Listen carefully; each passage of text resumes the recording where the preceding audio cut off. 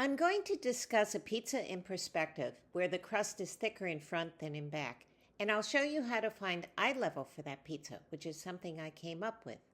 And it's all in my book, Ellen's Guide to Perspective, on Amazon.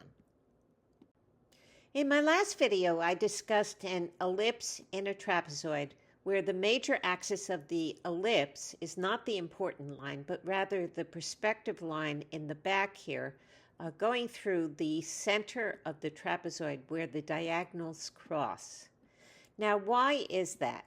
Well, here we have, in this situation, we're looking down at the observer. So this is the observer's head, and this is his cone of vision. And he's looking at a circle in a square. And remember that this ellipse is actually a perspective view of a circle in a square.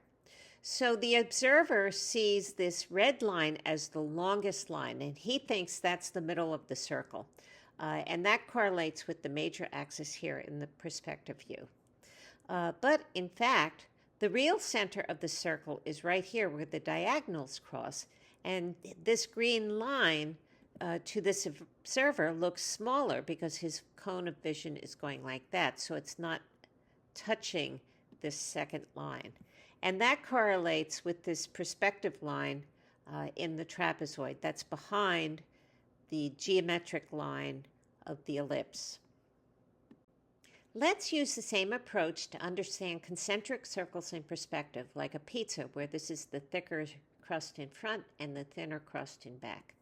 So here we have the observer, and this is the observer's head, and this is his cone of vision, and he sees this black line as the largest part of the black circle, which correlates with the major axis of the black ellipse.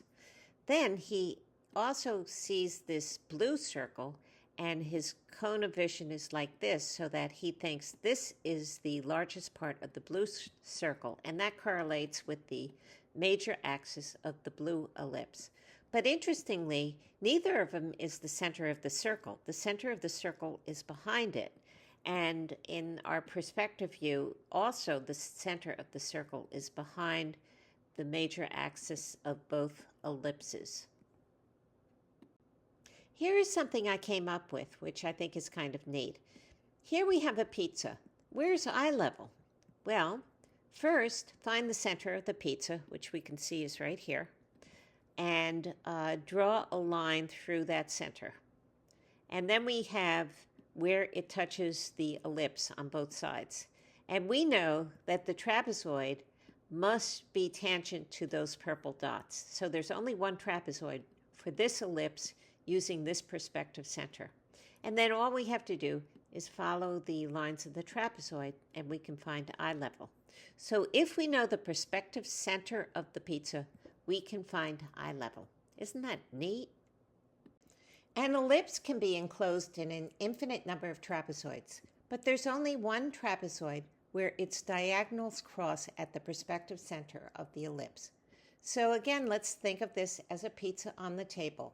And now let's lower our eye level and see what happens. The trapezoid is further splayed out. The ellipse becomes narrower. The center is further back, the yellow dot. And the area in front becomes larger than the area in back, and our eye level is lower. So if we think of this as a pizza and we've lowered our eye level, the thickness of the crust in front is even thicker here than it is in this first situation. In contrast to a trapezoid, a parallelogram touches the ellipse at the midpoint of all its sides. So it doesn't appear to diminish with distance. That is, the front part of this form is as large as the back part. There's only one center used by both the parallelogram and the ellipse, and the axis of the ellipse would be like this, and the minor axis would be like this. So it almost overlaps the diagonals of the parallelogram. Now, there are two problems. One is that the ellipse isn't horizontal. You can see that it sort of tilts, and you couldn't really show a pizza that way. And then the other problem is there's lack of foreshortening. As I said, the front and back are the same length. So it doesn't show us depth. Here I've put some concentric circles in perspective. So this is the major axis of the small ellipse and the major axis of the larger ellipse. Now, if we exaggerate this placement, we get a convex shape like a frisbee. And I always confuse these terms. Think of concave as caving in. So the opposite is convex, where it's pushing out. Now, if we turn this whole configuration upside down, then we get a concave shape like a bowl, assuming that we're looking at it from a bird's eye view.